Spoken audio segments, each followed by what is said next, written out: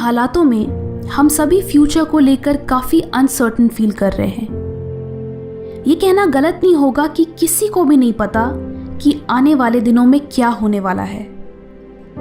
कई स्टूडेंट्स हैं जो कम्पिटिटिव एग्जाम्स के लिए प्रिपेयर कर रहे हैं।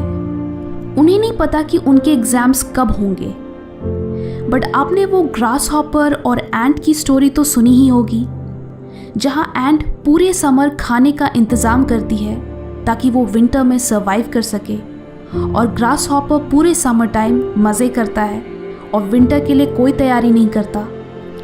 एंड में वो ग्रास हॉपर दाने दाने का मोहताज बन जाता है और अपनी गलती पर पछताता है। So students, winter is coming. Exams postpone हुए हैं, कैंसिल नहीं। ये स्कूल या कॉलेज नहीं है जहां एक हफ्ते पहले पढ़ने से चलेगा। ये प्रोफेशनल कोर्सेज हैं। आपको अपने सिलेबस को कंप्लीट करने के लिए इनफ टाइम चाहिए, एंड ये टाइम आपके लिए किसी गोल्डन अपॉर्चुनिटी से कम नहीं है। कंसिडरिंग कि आपको आपकी प्रेपरेशन के लिए इतना टाइम मिला, तो कंपटीशन बहुत टफ होने वाला है, एंड मोस्ट प्रॉब्ली पेपर भी बहुत डिफ़िकल्ट होने वाला है।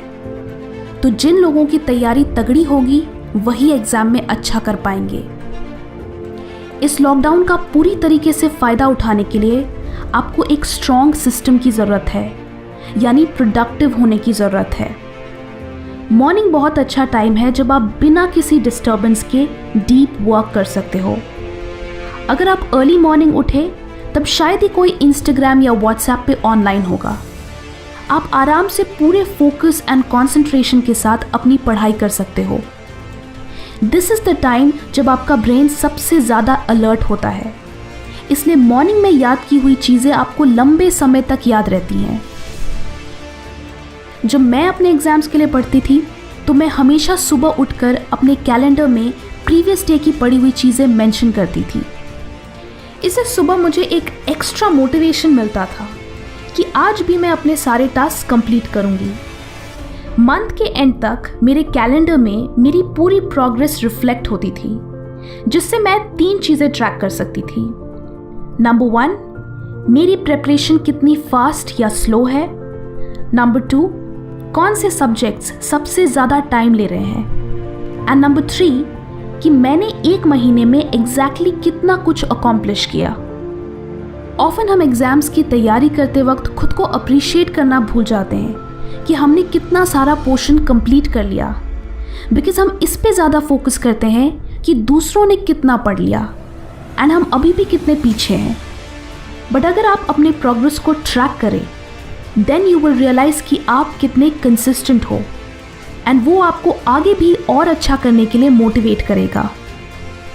जब भी आप अपनी पढ़ाई स्टार्ट करो, देन उस दिन के लिए कुछ टारगेट्स रखो कि आज मुझे ये टॉपिक्स कवर करने हैं। That will build some pressure, and अगर आप 100% नहीं तो उसका 70% या एटलीस्ट 50% भी फिनिश करोगे, जो फिर भी कुछ ना करने से तो बेटर ही होगा। एक और चीज़ जो आप यहाँ कर सकते हो कि आप अपने एवरीडे टारगेट्स अपने मॉम, डैड या ब्रदर, सिस्टर को अर्ली मॉर्निंग टेक्स्ट कर सकते हो। इससे 2 चीज़ें होंगी। नंबर 1, जब आप उनको अपना वर्ड दोगे कि आज के मेरे ये टास्क हैं, तो वो एक कमिटमेंट बन जाएगा, एंड फिर आप उसे फुलफिल करने के लिए एक सिंसियर एफर्ट दोगे। नंबर 2, ये इस बात का भी ट्रैक होगा कि जिस वक्त आपने वो मैसेज सेंड किया उसी वक्त से आपकी पढ़ाई शुरू हुई। So now you can also track कि आप एग्जैक्टली कितने बजे से पढ़ना शुरू कर रहे हो। जो स्टूडेंट्स सिर्फ हार्डवर्क करते हैं वो अक्सर पीछे रह जाते हैं, बिकॉज टॉपर बनने के लिए आपको स्मार्ट वर्क करना होता है। वी ऑल नो कि हमारे सिलेबस का एटलीस्ट कुछ पोर्शन ऐसा होता है जो एग्ज़ाम में बार बार पूछा जाता है। सो उन टॉपिक्स पे ज़्यादा फोकस करो, बिकॉज उससे आपके सबसे स्कोरिंग टॉपिक्स पहले ही कवर हो जाएंगे। ये टॉपिक्स आप प्रीवियस ईयर क्वेश्चन पेपर्स से पता लगा सकते हो। द फेमस पैरेटो रूल भी यही कहता है कि सिर्फ 20% इनपुट से 80% आउटपुट अचीव किया जा सकता है। आपके केस में इसका मतलब है कि आप कम से कम एफर्ट में ज़्यादा से ज़्यादा मार्क्स ला सकते हैं। And last but not the least, आप इस टाइम को नोट्स बनाने के लिए यूटिलाइज कर सकते हो। कई स्टूडेंट्स नोट्स बनाते वक्त पूरी बुक को अपनी नोटबुक में कॉपी पेस्ट कर देते हैं, जो कि बिल्कुल गलत तरीका है। जब आप नोट्स लिखते हो तो उसका बेसिक पर्पस ये है कि आपको वो इन्फॉर्मेशन याद हो। अगर आप पूरी बुक ही कॉपी कर लोगे तो आपका ब्रेन इतनी सारी इन्फॉर्मेशन याद नहीं रख पाएगा। आपको अपने ब्रेन को हेल्प करना है ताकि वो एटलीस्ट कीवर्ड्स याद रख सके। So just right the keywords. इससे आपको सिर्फ इंपॉर्टेंट चीज़ें ही याद रखनी होंगी एंड साथ ही नोट्स लिखने में ज़्यादा टाइम भी कंज्यूम नहीं होगा। इसे कहते हैं स्मार्ट वर्क।